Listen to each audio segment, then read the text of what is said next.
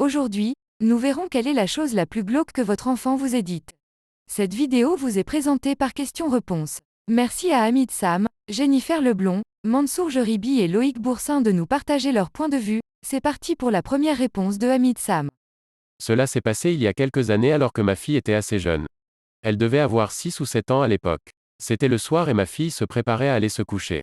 La télé était allumée et montrait une scène où un homme se battait avec un autre.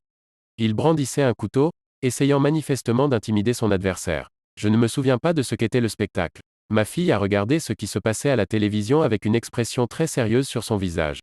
Cet homme est très stupide, a-t-elle dit. Pensant qu'elle allait dire quelque chose comme « Il ne devrait pas se battre », je lui ai demandé pourquoi il était si stupide. Si vous avez un couteau, vous ne devriez le dire à personne, a-t-elle répondu. Curieux maintenant, j'ai encore demandé pourquoi. Si l'autre personne voit le couteau, elle essaiera de ne pas se faire poignarder. J'essaierai de ne pas le laisser le voir jusqu'à ce qu'il soit trop tard et qu'il ne puisse pas s'écarter. Guillemets double. J'étais complètement choqué et je ne savais pas quoi dire. Elle se retourna et sortit de la pièce dans ses petites pantoufles My Little Pony sans se soucier du monde. J'étais plus qu'un peu troublé par cela, d'autant plus qu'elle n'avait pas tout à fait tort.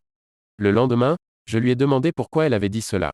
Elle a répondu que cela semblait la chose la plus sensée à faire si vous étiez en train de vous battre et que vous aviez un couteau. Elle est beaucoup plus âgée maintenant, elle a 17 ans et ne ferait pas de mal à une mouche. On va pouvoir continuer avec la réponse de Jennifer Leblond. J'étais l'enfant glauque de cette histoire. Quand j'avais 3 ans, nous avons emménagé dans une nouvelle maison, tout juste construite. J'ai commencé à avoir un ami imaginaire. Ma mère ne m'en parlait pas. Ma grand-mère, quant à elle, m'a interrogé sur mon ami. D'après ma grand-mère et ma tante, qui se sont très vite intéressées à ce que je disais, j'ai commencé à parler de vêtements et à utiliser des termes qui étaient tous liés à l'époque de la guerre civile. Je leur ai dit que le mari de mon ami allait faire la guerre et comment il était mort, qu'elle était très triste, puis que les médecins l'ont emmenée dans une pièce sombre où elle était seule et elle a refusé de manger, mais que maintenant ça allait car un jour, elle s'est réveillée à la maison et elle était de nouveau heureuse.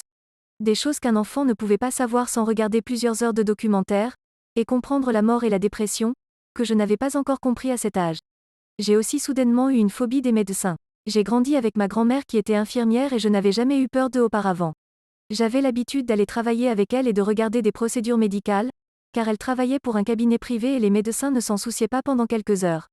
J'ai emménagé dans cette maison et cela a changé. Ils ont fait des recherches sur le terrain sur lequel notre maison était construite et ils ont découvert qu'une femme avait vécu dans une maison sur ce terrain. Son mari était mort pendant la guerre civile et elle avait été internée lorsqu'elle a fait une dépression nerveuse après sa mort. Elle est décédée quelques années plus tard dans cet asile. Ma grand-mère m'a montré une photo d'elle et j'ai apparemment dit « oui. C'est Henrietta », sans qu'ils aient prononcé son nom et ils ne savaient pas que je le connaissais. Je l'avais toujours appelée « mon amie » ou « elle ». Ils ont paniqué et ont commencé à me demander si elle me disait de blesser les gens ou essayait de me faire du mal, mais je leur ai dit qu'elle était juste heureuse d'être à la maison. J'ai arrêté de parler d'elle 1 an plus tard. Nous sommes restés dans la maison pendant encore 2 ans ensuite. Ma mère a dit à la famille qui voulait acheter la maison après nous qu'il y avait un fantôme nommé Henrietta et qu'elle n'était pas du tout hostile. Ils devaient le savoir s'ils ont des enfants. Je ne me souviens de rien, mais ma grand-mère avait une vidéo de moi parlant d'Henrietta et c'était assez fou de la voir des années plus tard quand je lui ai dit que je ne croyais pas aux fantômes. Elle m'a montré le dossier sur elle. Elle n'avait que 22 ans lorsqu'elle est décédée. Mariée à 15 ans, elle avait une fille dont on estime qu'elle est décédée entre 2 et 4 ans. Quand j'ai revu sa photo à l'âge adulte, j'ai eu un flash d'elle dans une robe bleue et blanche qui me souriait, des cheveux blonds et des yeux bleu vert. Je me suis sentie mal. Nous continuons avec la réponse de Mansour Jeribi. C'était à la fois effrayant, réconfortant et déconcertant. Ma mère m'avait appelé pour me dire que ma grand-mère ne se portait pas bien et que je devais prendre rapidement des dispositions pour la semaine suivante. Ma fille adoptive de 6 ans, à l'époque, nous étions en cours d'adoption, ce qui est expliqué dans une autre réponse, est entrée dans la pièce au moment où je raccrochais le téléphone. Elle m'a pris la main, m'a regardé avec ses grands yeux pleins d'âme, m'a serré très fort dans ses bras et m'a dit « C'est bon maman, Delia n'a plus mal maintenant. Elle t'aime ». Elle n'avait jamais rencontré ma grand-mère et ne savait pas qu'elle s'appelait Delia. Quelques jours plus tard, elle et son frère sont venus en courant vers moi en criant « Maman. Maman ». Je leur ai demandé ce qui se passait et s'il allait bien. Ma fille m'a regardé en larmes et m'a dit « Delia a dit qu'elle ne pouvait pas attendre mais qu'elle te voyait ». Je lui ai demandé ce qu'elle voulait dire et elle a continué à le dire. Je ne savais pas quoi en penser, alors j'ai dit oui et elles sont allées jouer.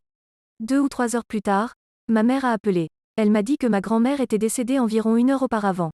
Je lui ai dit que je prendrais le prochain avion. Mon ex-mari est entré avec les enfants et ma fille a couru vers moi et m'a dit « Maman, Delia t'aime. N'oublie pas que Delia t'aime. Elle te voit. » Je ne sais pas comment cet enfant connaissait le nom de ma grand-mère ou ce qui se passait. Mais ça m'a fait froid dans le dos. Cela m'a déconcerté et me déconcerte encore. Cela m'a aussi réconforté à l'époque et maintenant. Nous continuons avec la réponse de Loïc Boursin. Quand mon fils avait environ 3 ans, il avait un ami imaginaire. Un soir, j'ai dit à mon fils que c'était l'heure du bain. Mon fils m'a regardé et a dit, mon ami a dit non. Je me suis demandé, WTF? Mon fils a répondu, il ne veut pas que je parte. Il veut m'emmener quelque part. Je lui ai demandé où. Il a continué, quelque part loin. Il dit que tu n'es pas gentil. J'avais un peu peur, mais j'essayais de ne pas le montrer. J'ai dit à mon fils, où est ton ami? Mon fils a pointé avec son doigt ma gauche, vers le mur. Je me suis tourné vers le mur et j'ai dit, va-t'en. Trouve quelqu'un d'autre avec qui jouer. Puis je me suis retourné de sorte que mon fils ne voit pas mon visage. J'avais fermé les yeux en anticipant que quelque chose allait m'attaquer. Je me suis éloigné et j'ai essayé de paraître décontracté en disant, allons-y, c'est l'heure du bain. Il ne s'est rien passé d'extraordinaire et je n'ai plus jamais vu mon fils parler à cet ami. L'année dernière, on regardait un film quand mon fils s'est tourné vers moi et m'a dit, tu te souviens quand tu as dit à mon ami d'aller s'en aller? J'ai juste hoché la tête. Il a commencé à rire et a dit, il était vraiment en colère. Et c'est la dernière fois que nous avons mentionné cet ami. Source image, fantôme. C'est la fin de la vidéo, merci d'être resté jusqu'à la fin. Vous pouvez maintenant vous abonner si la vidéo vous a plu, pensez à laisser aussi un like, ça aide pour le référencement sur YouTube. On arrive à la fin de cette vidéo, partagez-nous votre point de vue sur cette question en commentaire. Et à la prochaine.